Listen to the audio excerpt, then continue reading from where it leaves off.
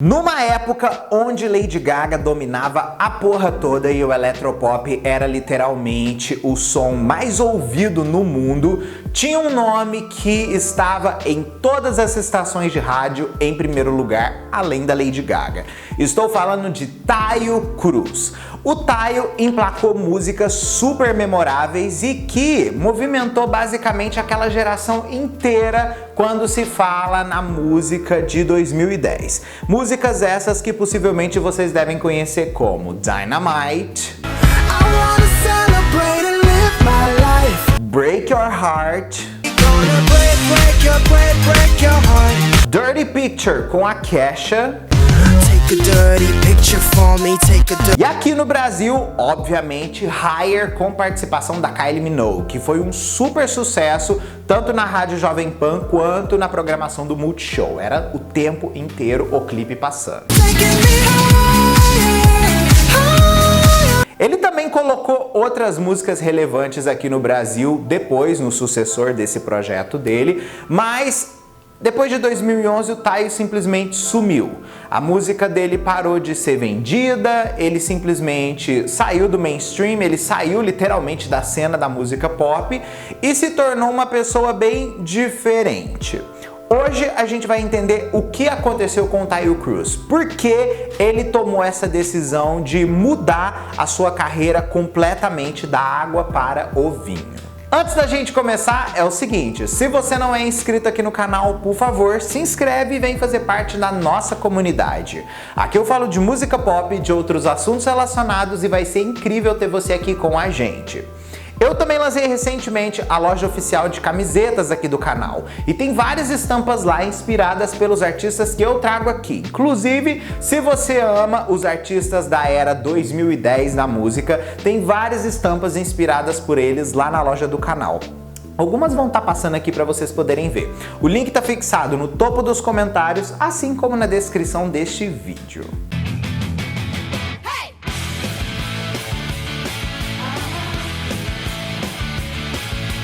Taio Cruz nasceu de pai nigeriano e mãe brasileira, viu? Muita gente não sabe, mas ele tem essa dupla nacionalidade, o que é uma coisa super legal, porque na época que ele bombava aqui no Brasil, o pessoal falava bastante do assunto, mas eu acredito que hoje em dia muita gente nem vai lembrar desse detalhe sobre ele. Antes mesmo de virar um artista notório por suas farofas, ele já era super conhecido como compositor. Ele trabalhava pro Tricky Stewart, gente. Vocês lembram do Tricky Stewart? Já falamos dele aqui no canal. Ele foi um dos grandes produtores da música de R&B dos anos 2000. Ele também ali tinha participação com o The Dream em vários trabalhos. Ele fez várias coisas para Beyoncé. Ele fez parte do Good Girl Gone Bad da Rihanna. Então assim, a equipe de composição ali do Tricky Stewart era muito requisitada e o Taio tava lá no meio do rolê. Ele atingiu uma grande notoriedade em 2005 quando foi premiado com o Brit Award por co-escrever o single de 2004 do Will Young, Your Game. Isso daí deu um super fôlego para ele buscar a ascensão da sua carreira solo. E foi a partir daí que ele resolve criar uma gravadora para ele chamada Rockstar Records, onde ele começou independentemente a lançar a sua música. Tanto que ele lançou a primeira música dele em 2006. A primeira música dele foi I Just Wanna Know, que alcançou a posição 29 nas paradas de singles do Reino Unido. Por causa dessa música, ele ganhou alguns admiradores, incluindo Dracos Bees e Monty Lippman, ambos da Island Records. E de acordo com o empresário do Taio, ambos acreditavam que essa música se encaixaria perfeitamente nos dois lados do Atlântico. Foi por causa dessa percepção do pessoal da Island Records que eles chamaram o Taio para poder fazer ali um joint venture com eles, né? Então assim, eles iam investir na carreira dele, iam dar a possibilidade dele gravar projetos mais completos e ele também ia receber um maior investimento na sua carreira musical, o que foi uma coisa ótima. O álbum dele veio logo após esse período, que foi o Departure. E o Departure foi um álbum ótimo, porque projetou ele muito ali dentro do Reino Unido. Na verdade, esse álbum deu para ele mais visibilidade no Reino Unido, em parte ali da Europa e alguns outros países. Nos Estados Unidos, ele se inseriu de verdade no segundo disco da carreira dele. É bom a gente salientar este determinado ponto, porque o primeiro disco dele não atingiu todos os locais como o segundo. Uma curiosidade é que durante a produção do Departure, teve uma música que chegou na mão dele, que é uma das canções mais importantes de todos os tempos da cultura pop. Sim, estou falando de Umbrella, da Rihanna. Pois é, essa música passou pela mão de várias pessoas antes de cair na mão da Rihanna. E uma das pessoas que passou, basicamente no finalzinho ali das contas, foi na mão do Taio. Essa música foi feita para Britney, depois ela ficou prometida para Mary J. Blige, que não conseguiu gravar a música, depois foi para a mão do Taio, o produtor ali do Taio não quis deixar ele gravar a música,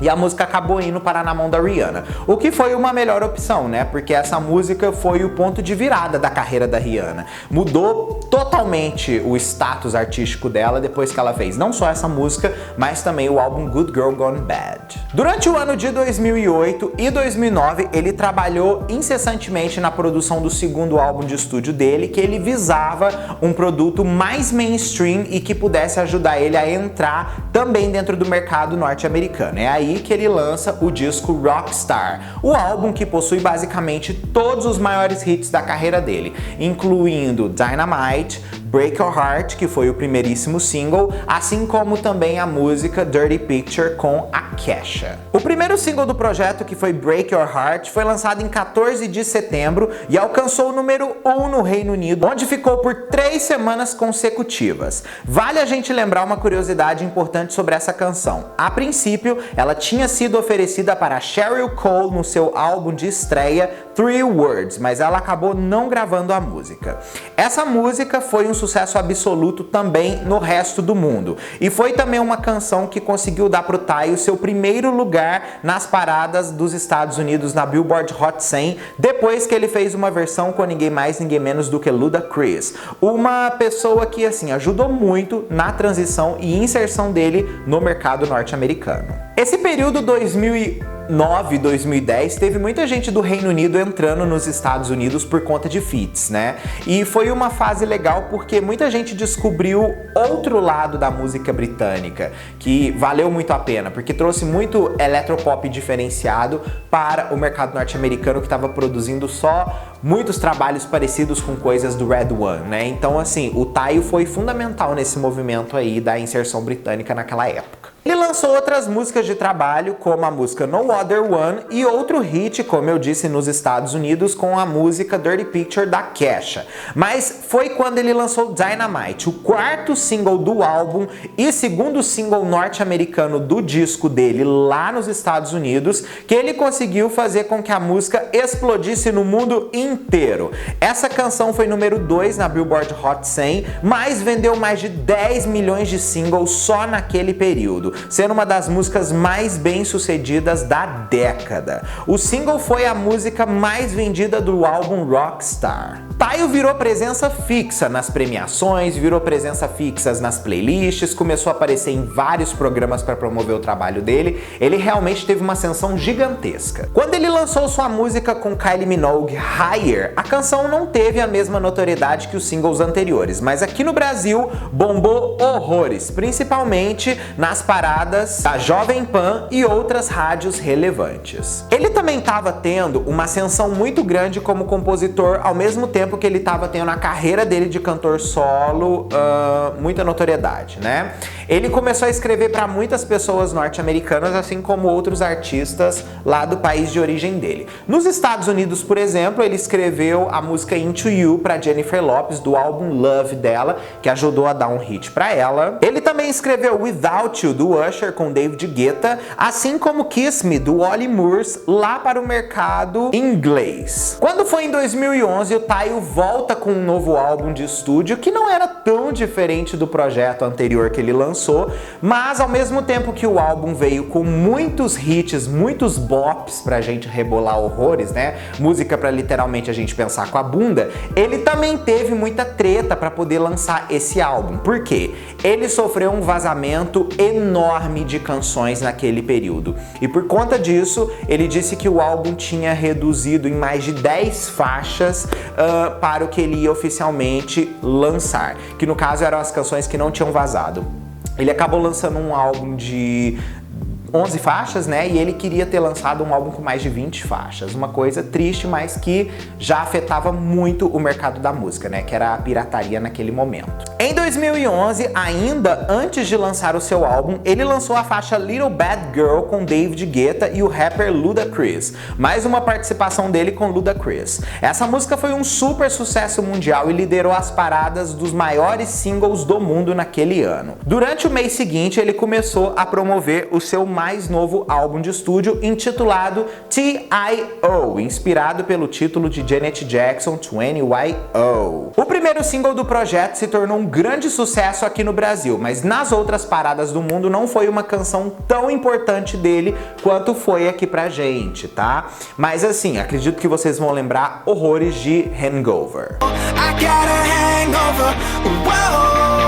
A música conseguiu vender 5 milhões de singles no seu período de auge. Na Dinamarca, por exemplo, a música foi um sucesso absoluto e vendeu mais de 2 milhões. O segundo single, que foi Troublemaker, também tocou muito aqui no Brasil, mas não foi um sucesso com tanta notoriedade nos países de língua inglesa. É bem óbvio que o Taio tinha caído naquela maldição da saturação de 2011 e 2012, né? Aquelas fórmulas Red One-ish da vida, eletrônicas, batistaca, que tava fazendo muito sucesso, ninguém tava aguentando mais ouvir aquilo lá. Tanto que a gente percebe que vários artistas, depois daquela época, tiveram que reinventar os seus sons. E alguns que eram do movimento do eletropop não conseguiram sobreviver à mudança do mercado. E o Taio foi um desses artistas que não conseguiu sobreviver. Ele raramente lançou coisas nos anos seguintes. Bom salientar, tudo de forma independente. Ele literalmente foi do topo ao limbo. Por outro lado, ele redirecionou sua carreira para o mercado da música no ponto empresarial, o que foi extremamente inteligente. Mais tarde,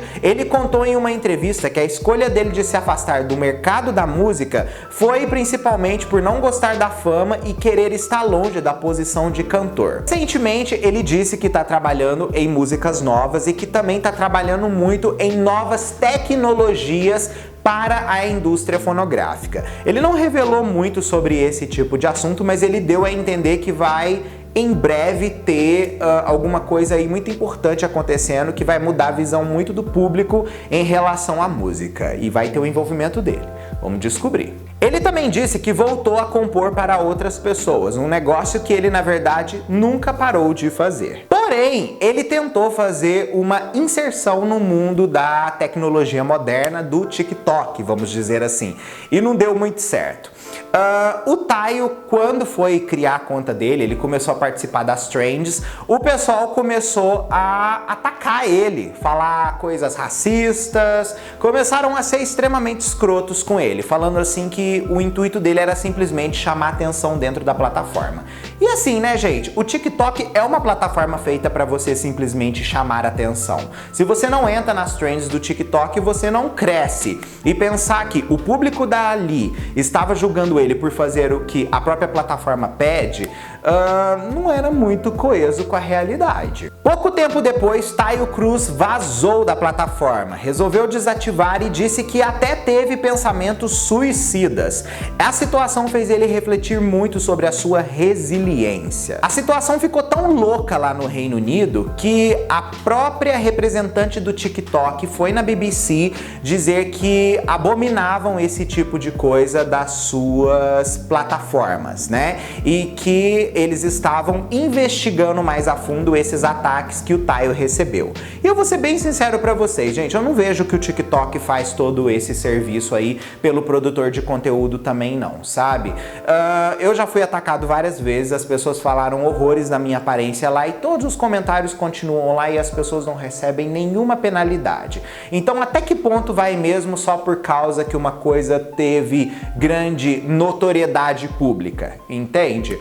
Fica pra refletir. Hoje em dia o Taio vive completamente longe de polêmicas, ele tem um perfil totalmente low profile e ele cuida da vida dele, das riquezas dele da forma mais discreta possível. E é uma pena, né? Porque ele é um artista muito bom e ele construiu muita coisa ao mesmo tempo que deixou a gente com um gosto de quero mais. E é uma pena que ele tenha saído de cena e no momento que ele tentou voltar, ele foi tão rejeitado pelas pessoas. Enfim, isso daí foi o que aconteceu com Taio Cruz e eu quero saber de vocês. Qual a sua opinião sobre essa história toda? Comenta aqui pra eu poder entender, beleza? Ó, um beijo e a gente se vê no próximo vídeo nosso. Aí, tchau!